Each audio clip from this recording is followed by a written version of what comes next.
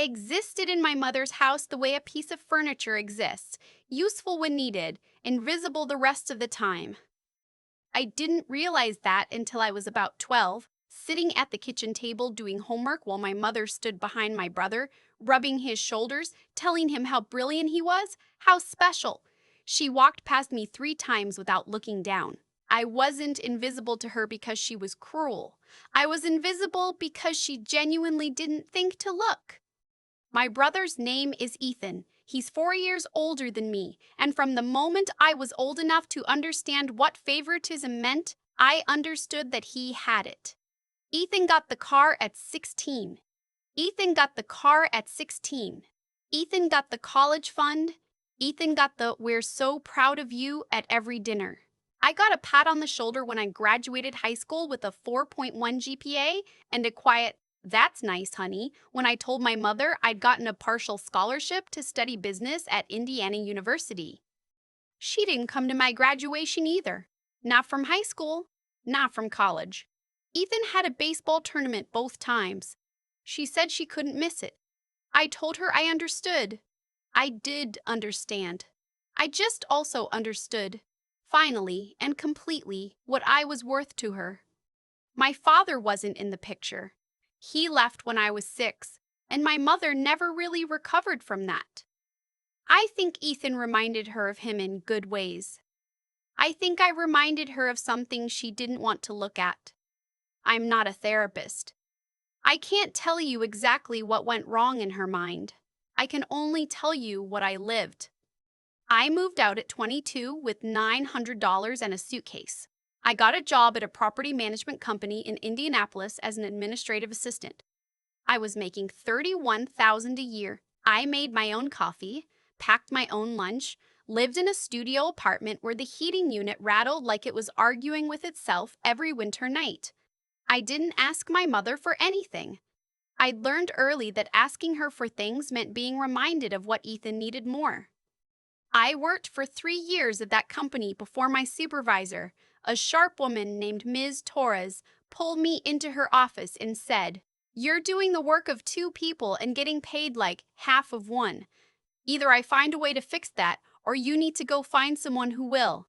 She fixed it, and then she started teaching me, really teaching me, how to read contracts, how to evaluate property value, how to talk to investors without sounding like I was asking for permission. I owe her a lot. She never made me feel like I was lucky to be there. She made me feel like I had earned every inch of ground I stood on.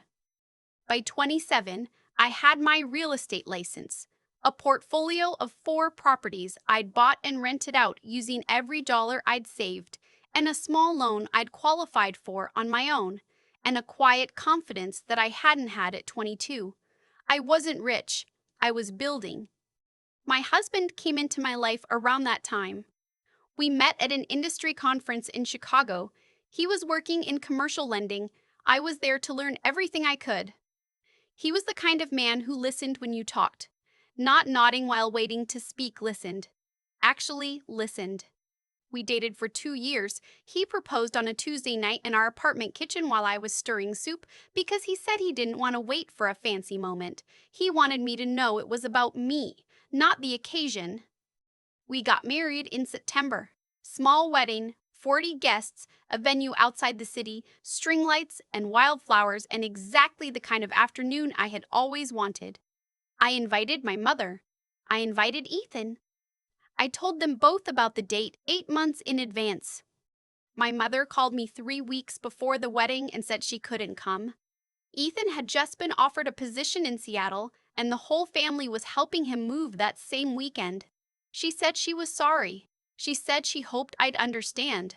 She said, "You know how important this is for him?" I stood in my kitchen holding the phone and I thought, very clearly, she does not hear herself. I said, "Mom, it's my wedding." She said, "I know, sweetheart, I really am sorry." I didn't cry until after I hung up. And then I cried for about 4 minutes, and then I stopped, and I thought about all the other times I had cried over versions of this same thing. And I decided I was done doing that. Not dramatically. Not forever. Just I was done letting her absence be a wound I kept reopening.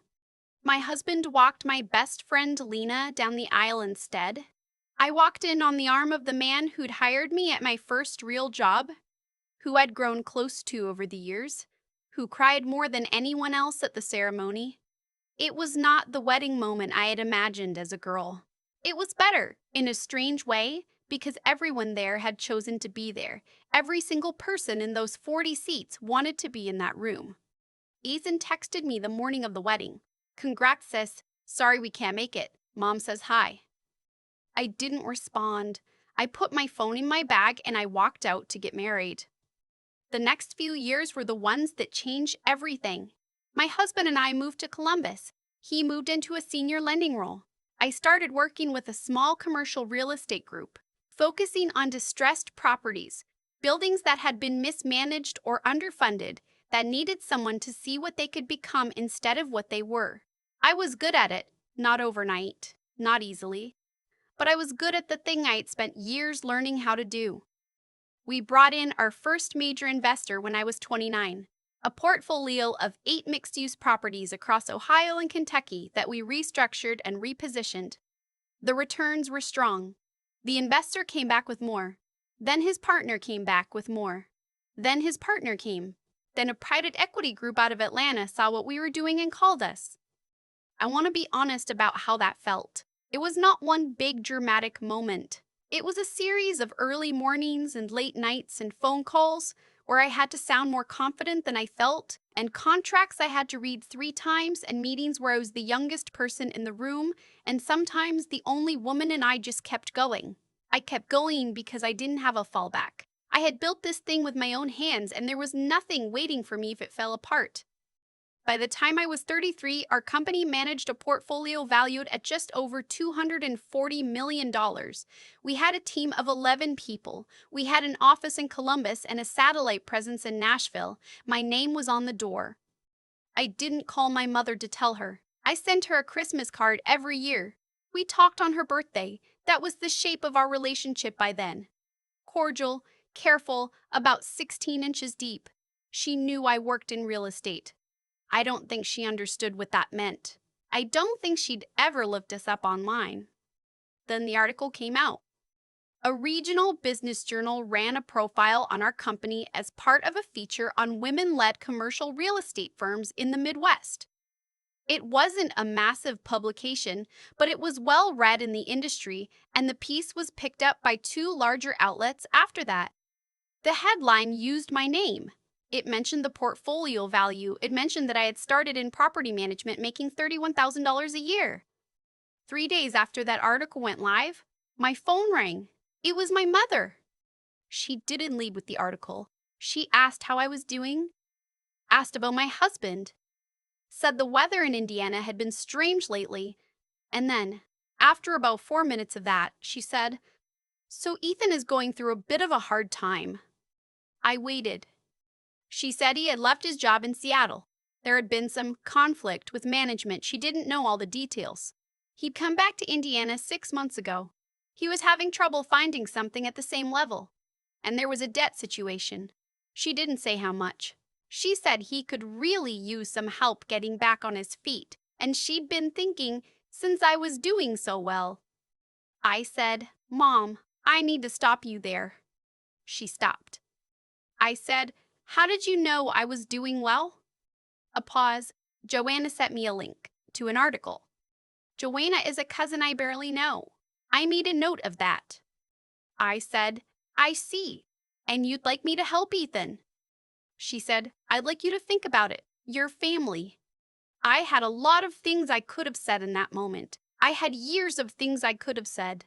Instead, I said, "I'll think about it," and I ended the call.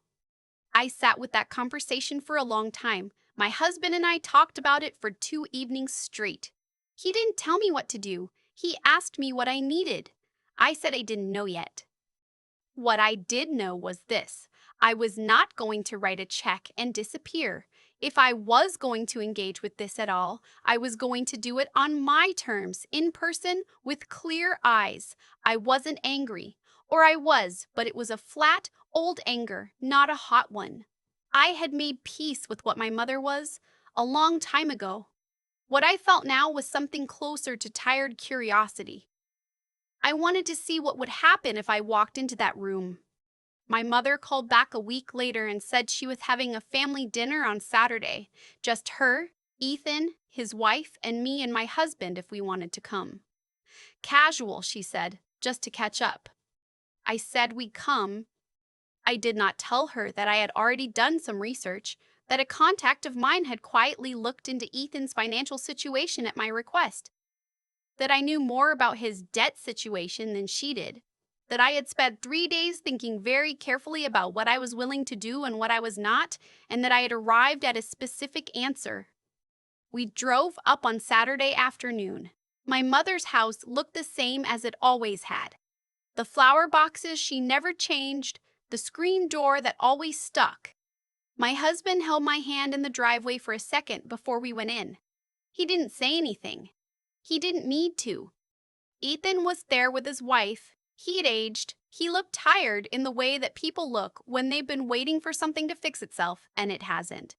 He shook my husband's hand. He hugged me briefly and said, "It's good to see you." I said, "You too." My mother had made a pot roast. We sat down and talked about nothing for 40 minutes. The cousins' kids, the neighbor's new deck, whether Indianapolis traffic was getting worse. It was almost like a normal family dinner. Almost. Ethan brought it up himself eventually. I respected that at least. He didn't make my mother do it. He said he'd made some decisions over the past few years that hadn't worked out. He said he'd gotten into some debt trying to start a business in Seattle. It hadn't gone the way he'd hoped. He said he'd been embarrassed to talk about it. He said he'd seen the article and he was proud of me, genuinely, and he was sorry he'd never said that enough. Then he said he was in debt to the tune of $112,000, mostly a personal loan he'd taken to fund the business plus some credit. He wasn't in bankruptcy yet, but he was close. He needed help. The table was very quiet. I looked at him for a moment. Then I looked at my mother, who was watching me with an expression I didn't quite know how to read. Hope, maybe? Or calculation? Maybe both. I said, "Can I ask you something, Ethan?" He said, "Sure." I said, "When Mom called me 2 weeks ago to ask for help, did you know she was going to do that?" He looked at his plate. I knew she was thinking about it. I said, "Did she ask you to come to my wedding?" Another pause. She said, "You'd understand." I said, "I did understand. That's the problem." My mother started to say something. I held up one hand, gently, and she stopped. I said, "I'm not here to rehash old stuff. I'm not angry. But I want to be honest because I think we've all been talking around things for about 30 years and I'm tired of it." I looked at her. "I graduated twice without you there. I got married without you there. Not because you were sick, not because you couldn't travel, because Ethan's life was always the more important schedule." Her face did something complicated. "That's not." "Mom," I said quietly, "I know you love me. I also know I was never your priority. Those two things can both be true. I'm not asking you to defend yourself. I'm just saying it out loud for once." The room was very still. I turned back to Ethan. "Here's what I'm willing to do. I'm not going to write you a check. That's not how I help people, even people I love. But I have a property in Columbus that needs a full-time property coordinator. $3,800 a month plus benefits. It's not glamorous, but it's real work and you'd be good at it. You were always good with people. The offer stands for 30 days. If you want it, call me. If you don't, I understand, and I hope you find another way through." I looked at my mother, and "I'd like to have dinner with you. Just us. Not to talk about money or Ethan or any of this. Just dinner. If you want that." She had tears in her eyes. She looked at me like she was seeing me for the first time. Maybe she was. She said, "I'd like that very much." We left an hour later. I hugged my mother at the door. It wasn't the warm, easy hug of a normal mother and daughter. It was careful and real, and it meant something precisely because it was honest. In the car, my husband reached over and took my hand. He said, "How do you feel?" I thought about it. Like I finally said the thing I should have said 20 years ago, I told him, and like I didn't need them to fall apart for me to do it. Ethan called 18 days later. He took the job. He's been with us for almost a year now. He's not family in the easy, uncomplicated way I used to wish for, but he's trying. That means something. My mother and I have had dinner 4 times, twice just us, twice with my husband. She doesn't talk about Ethan at those dinners. She asks about my work. She asks how I'm doing. Last time, she reached across the table and put her hand on mine and said, "I didn't see you clearly. I'm sorry." I didn't tell her it was okay because it wasn't, not entirely. I said, "I know you are. Let's keep going." That's all I wanted.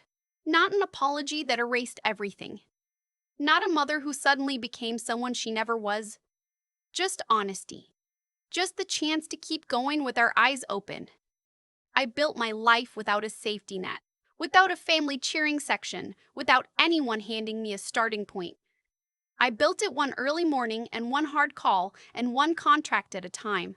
And I learned, slowly, stubbornly, in the way that only people who have had to learn it for themselves ever really learn it, that the strongest foundation you can stand on is one you laid yourself. Nobody can take that from you. Not even the people who are supposed to be there from the beginning. There's a version of the story where I walk into that dinner and say nothing, where I write the check, drive home, and feel hollow for a week. I almost did that, not because I owed it to anyone, but because it's easier to give people what they want than to give them what's true. What stopped me was thinking about the girl who packed a suitcase with $900 and drove to Indianapolis without a single person saying, "I believe in you." That girl didn't have the luxury of doing the easy thing. She had to do the honest thing every single day just to keep moving. I wasn't going to betray her now, not when I finally had the ground to stand on. I've thought a lot about what actually changed my life. Not the deals, not the portfolio, not the article that put my name in print. It was smaller than all of that. It was deciding, somewhere around 23, that I was going to behave in a way I could respect even when no one was watching. Pay back the loan early, even if I didn't have to. Tell an investor the truth about a risk, even if it cost me the meeting. Show up on time. Do the work I said I would do. None of that felt significant in the moment. But every one of those choices built something in me that money couldn't have bought. A kind of integrity that became structural, part of how the whole thing held together. And then there was the learning. I want to be honest about how much I didn't know. When Ms. Torres started teaching me how to read a contract, I realized I had been making assumptions where I should have been asking questions. That was humbling. But I got comfortable with that humility because I understood it was the only way through. Smart isn't a fixed thing you're born with. It's what happens when you stay curious long enough, when you ask the question that makes you sound like you don't know. Because you don't, and pretending otherwise only keeps you behind. What carried me through the hard stretches was simpler and less glamorous than people usually want to hear. It was just not stopping. There were months where I didn't see results. Months where I wondered if I had misread my own abilities. I kept going anyway, not because I was fearless, but because stopping felt like giving them the last word. My mother, my brother, every room where I was the youngest or the least experienced or the only woman. Giving up would have confirmed something I refused to confirm, so I didn't. What happened with my family wasn't really about the money. It was about finally saying out loud what had always been true. Ethan is working now. My mother and I are still figuring out what we are to each other. I don't need it to be perfect. I just need it to be real. You build the life you have by the choices you make when no one's applauding. That's not a lesson I learned from a book. It's what's left after everything else is stripped away.